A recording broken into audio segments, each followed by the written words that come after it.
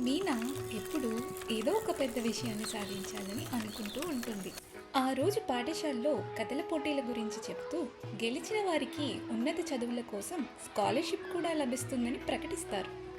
School నుంచి తిరిగి వచ్చే దారిలో మీనాకు ఒక ఆలోచన తడుతుంది.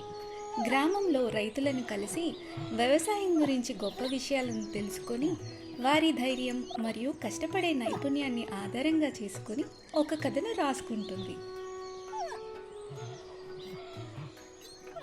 రోజులు గడుస్తున్న కొద్దీ మీనా తన ఉపన్యాసాన్ని పలుమార్లు అభ్యాసం చేస్తుంది.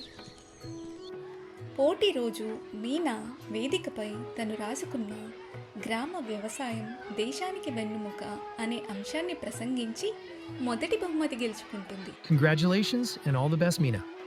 మీనా ఇప్పుడు గ్రామ ప్రజల ముందు ఆత్మవిశ్వాసానికి, స్ఫూర్తికి ఒక చిహ్నంగా నిలుస్తుంది.